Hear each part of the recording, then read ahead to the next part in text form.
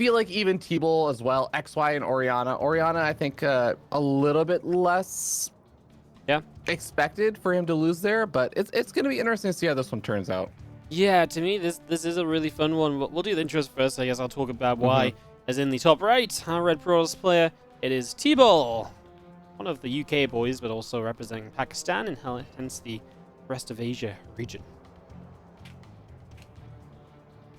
And down over here in the bottom left-hand side of the map, we have our blue Protoss player representing Mystery Gaming. It is Nanami.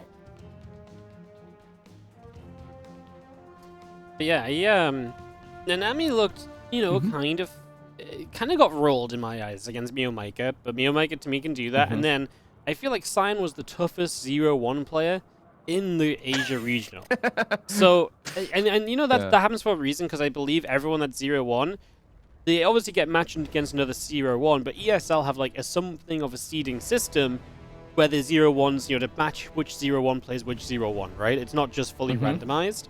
So for Nanami, he comes in as kind of the underdog, and yeah, he looks like it against Miomaika, and it's like, cool, I'm sure you'll have a better chance next time. It's like, no, you actually have probably one of the worst seeds, unfortunately, and Cyan has one of the best, and so you end up with a really tough 0-1 match, and now you're 0-2, but that should mean that this is our best chance to actually see Nanami, really have a shot and really give a good fight, because this should be the match where, his opponent is the most likely to be at the same level. TeebuL is going to cause chaos, by the way. Steals a gas, obviously pylon block in the low ground. So Nanami is going to have to keep it together and get tested a little bit here as TeebuL works him silly throughout the early moments. Yeah, it's going to be very annoying for him to deal with. That pylon is like on the very edge of where it would even be a block. I have to like second guess myself because of the little graphic on the ground if that was actually blocking, but pretty sure it is. And you're absolutely right. Zella is going to be forced on out. You're going to have a Stalker chrono boosted out. Same kind of deal on both sides of the map with that regard. Yeah, absolutely. As you just see our little cancel coming up over here as well. So actually kind of both sides just kind of getting blocked for a while.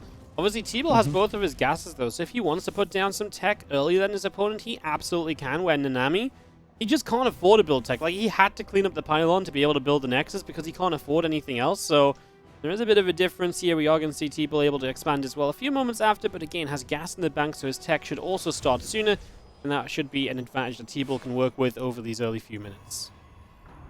Yeah, one of the other little trade-offs there is, of course, TeebuL does have to invest in the extra resources to steal his opponent's gas geyser, so that's like a few extra resources he has less, and that means that he has one less Stalker on the way. You can kind of see that Nanami was making another Stalker and actually now has 2 Stalkers out on the map. One of these Stalkers already encountering the Adept, but there's not really another gateway unit starting until just now over here for TeebuL, so he should be able to get up like a gateway, like a Stalker and everything over here to deal with things, but this is looking a little bit more annoying and dangerous than it normally should. Yeah, it's definitely going to take a little bit of time to deal with, and I mean, 2 Stalkers are going to lose this pylon at the front. He didn't even cancel that. That would have been worth canceling, obviously, because it didn't exactly buy any time. And now you've got 1 Stalker out, and it's being chased around. The problem is in his main base he built at Twilight, he doesn't have anything else, and now his battery under fire. He's building a second Stalker, but he might have to pull a couple probes. He's going to lose his battery as well. It doesn't even get cancelled, so losing resources there. Nanami having a great start, and now realizing he can shut down the 2 gateways. Oh, if he'd gone for that pylon sooner. It actually would have been amazing to hit that pylon first, right? Because if he hit that pylon, he would have depowered the battery as well, as I believe TeebuL only got 1 of his warpins off, by the way, and unable to do anything elsewhere. Yeah, only getting 1 warpin off is actually going to really suck because he's also losing the Stalker battle. He is going to be able to do a bit more damage because both the shields on both of the Stalkers have been taken out, but Nanami just retreats, and again, only 1 of the warp gates even got repowered over here, so absolute kind of disaster in a lot of ways there for TeebuL. And it's just so funny that during all this, there's still that 1 gas geyser that Nanami has stolen in his own main base. So finally he retreats home, finally he's able to deal with all of that stuff. But absolute chaos, I feel like, was caused on TeebuL's side of the map there. Yeah, Nanami really just got so much done, and just coming out of this with a good worker lead. And I love the Dark Shrine follow-up as well, because right now as TeebuL, you definitely feel like you've had a bit of a bad start, so I don't mind the idea of doing something a bit cheeky like DTs to try and get back in this. And if Nanami gets a little bit ahead of himself, like, yes, they've got the Robo, but right now just building a Prism, if they don't get an OBS up, this could obviously be extremely deadly. But even with an OBS, a DT counterattack can keep you safe if this Prism is going to create, issues on the other side as well. So else to look at there is, oh, we actually, I guess, had Adepts jump in for a few probes. Yeah, I think Adepts just made their way in and barely just got cleaned up. We even actually ended up seeing, I think, Sentry using its energy, which kind of sucks for TeebuL because that means that he doesn't actually have the hallucination energy anymore that he would normally want to use to try and go for a bit of scouting information, see what his opponent is up to, and, you know, maybe even inform like where he wants to send the DTs. Now that DT just has to go in blind. Nanami already... Okay, Nanami had a full wall, baits the DTs in further so that he can actually hold position and kill it once the observer arrives. So yeah, this is truly just been a disaster game for TeebuL now. Yeah, because the Adepts getting in also scouted the Dark Shrines, and Nanami knew to be ready for the DTs too. So just being able to mentally be prepared, right, and to know, right, I need to be watching for the shimmer, and now I can guarantee a kill, just makes it even better for you. These Adepts get 3 more kills. They probably could have done a lot more, but only 3, and they're gonna get cleaned up. Yeah, God, I didn't even realize, yeah, the warp prism that he had made earlier, Nanami, he was just able to warp in the Adepts straight into the main base. No wonder it's causing so many problems there. Yeah, this is tough. I feel like TeebuL surely is just gonna have to try and find... No, you can't even do any kind of like big all-in or big attack or anything off of Blink finishing up, right? Because TeebuL is literally just sitting on fewer units overall. Like, there's no way an attack would succeed right now.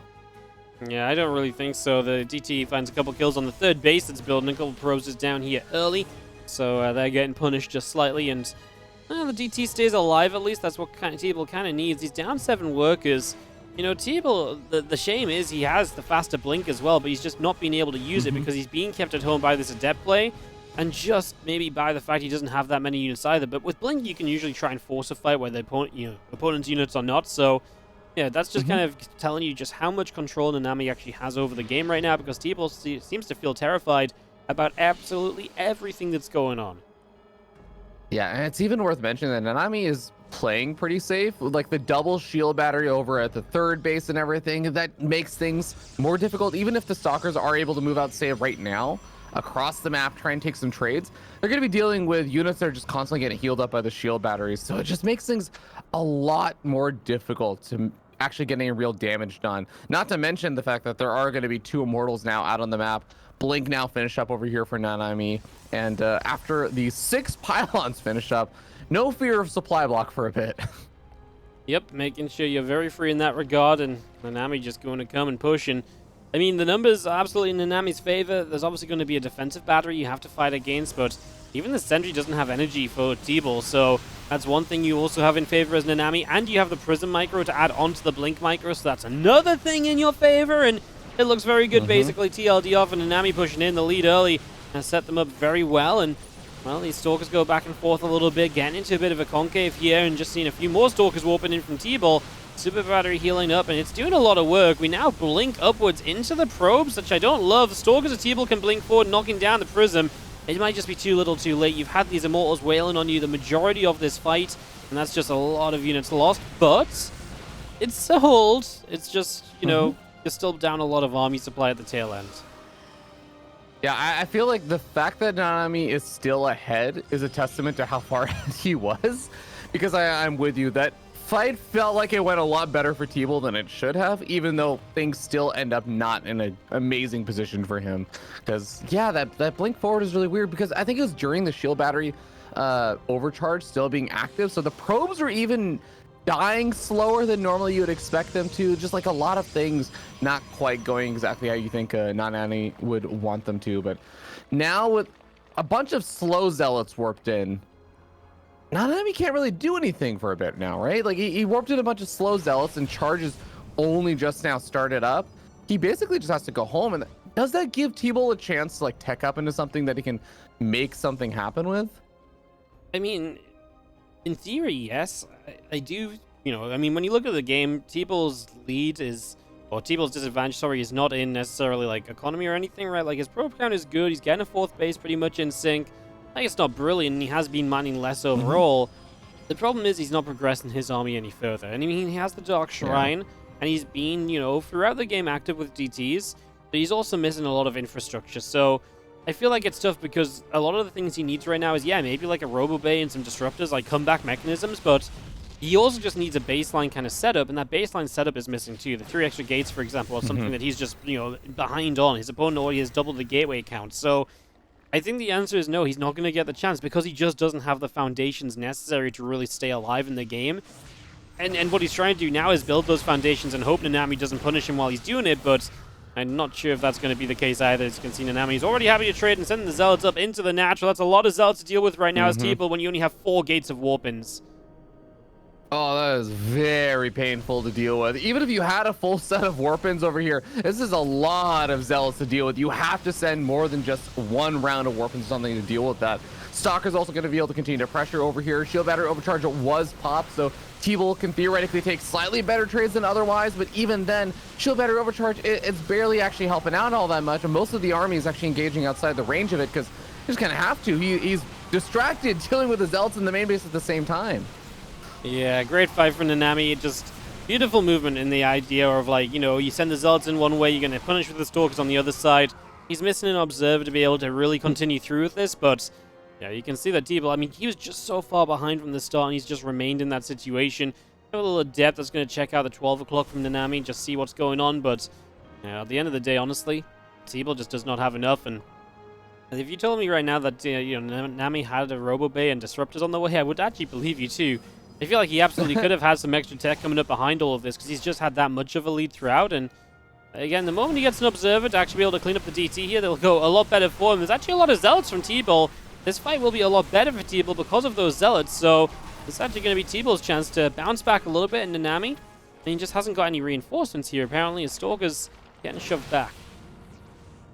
Yeah, you know, all things considered, army supply difference not that large anymore. In fact, with that latest round of Warpins, granted, I imagine Nanami's going to have his own round of Warpins soon with the little bank building there. But the army supply is pretty close to each other. I can actually see a world where, like you were saying, Nanami not really going for additional tech or anything.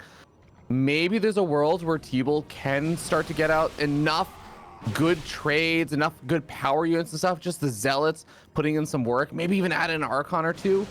I think he's still a bit of a ways off, and it still requires Nanami to make a couple more mistakes for that to happen. But I don't know, Wardy. I feel like if I compare it to 3 minutes ago when we were doing these kind of comparisons of like how likely is it, I feel like it's more likely than it was before, even if it's still not that likely.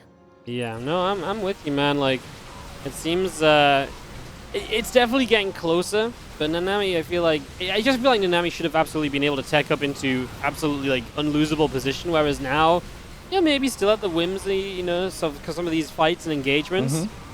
Zealots come charging in, Stalkers continue to take a bit of a beating. It just takes so long to get through the Stalkers. Obviously, TeebuL Stalkers are not dropping behind this, and that's what Nanami is able to stand up and fight with. That's why he can stay here and really kind of put on this pressure still. Extra few Zealots warping in, going to go charging forward, and the Stalkers taking a pretty hefty amount of damage as well. Once again, but this time I think Nanami maybe just does have too much pushing forwards. TeebuL's numbers are really limited, and even with the warp in, I'm not convinced right now. As you can see, the Zealots are dying before they warp in even, so ain't looking pretty. The last few Stalkers are going down, and it does look like Nanami has victory in game 1. Took, honestly, a lot longer than I thought it was going to, though. Yeah, it really did. And even that last fight ended up looking a little bit closer than it really was because just the warp-ins were happening, I think, on Nanami's side of the map a little bit closer to his own bases. So it was taking some time for those unit reinforcements to arrive. But as soon as they arrived, you started seeing, oh, it is in fact actually 15 army supply to like 60. So yeah. Well done there by Nanami. And even though it did take a while, like you were saying, Nanami in the early game stages, I feel like he was able to take advantage of a very, very small thing of just TeebuL losing the early kind of gateway count fight, and then also not having an additional stalker on the way. He was able to cause so much chaos just from that one thing. And I mean, just being able to capitalize on that in and of itself is a skill. That's actually very true, right? I mean, he was very good at just realizing just the lead he had, and he kept it pressure. I just wish Nanami had put down a Robo-Base unit at the end. The game didn't work out in his favor. Just that, imagine with the amount of times that Nanami tried to kill TeebuL, TeebuL had gone for a Robo-Base and snuck out a Disruptor, right? And then suddenly TeebuL might be back in the game. And yeah, I don't necessarily think TeebuL would have gotten away with making that play. Like I said before, he didn't have the foundations set up to make the comeback, and he was trying to get the foundations ready before he built up on top of that. But I mean, honestly, like, you know, say TeebuL just YOLO'd it and said, scrap it, I'm just going to go and try and get a Disruptor, and then you don't quite kill him, and maybe, you know, that would have been possible. Then maybe you are a bit behind, and you could have just had so much more control. So, I mean, good to see Nanami doing good, because this, to me, is the first time Nanami's looked competitive at all in the tournament, and really bringing a fight to TeebuL, looking to kind of make a bit of a name and say, yeah, I'm not getting knocked out with at least a win on the board. No, 100%. I mean, this, in a sense, is actually the first map that Nanami has won in the Swiss format so far, because it wasn't a 2-0-2-0 in his previous matches, whereas TeebuL at least did manage to take a game versus XY and stuff. So both these players have taken a single map so far, but it is going to be Nanami, who's now one game away from keeping his hopes alive and eliminating his opponent from the tournament. So it's going to come down to this next game. I actually, the first match was the first match that TeebuL played against XY. I apparently forgot that. We need to tell them already every time. The first match that TeebuL played against XY was super close as well. That was actually a really good series. And to me, I was kind of surprised to see TeebuL down here 0-2, because I was like, man, he played so well against XY, and he played Orianna right in round 2, and Orianna looked okay in some of the matches I saw, but TeebuL to me looked better. So it was surprising to see that result come in, and going into this, I was then full of confidence in TeebuL as well for the same reasons, and now TeebuL is down 0-1, and I'm like, TeebuL, mate, what's happening? Like, did you use all of your power at the start of this tournament? Because it feels like, unfortunately, it's just been a downward trend since the start. So, yeah, it's been a bit of an unfortunate one for him. We are starting down in the bottom left, though. A player that is up 1 and looking to stay alive for another round of group stage action. It is our blue Protoss from Mystery Gaming, Nanami.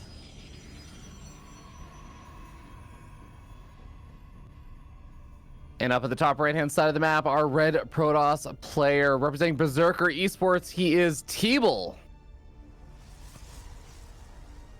Yeah, I'm definitely with you. I feel like TeebuL, even though he did have like a pretty tough first round opponent, being able to take a map versus XY, I think is actually a pretty good sign of things. And I think it was a bit surprising for me to him to lose to Orianna.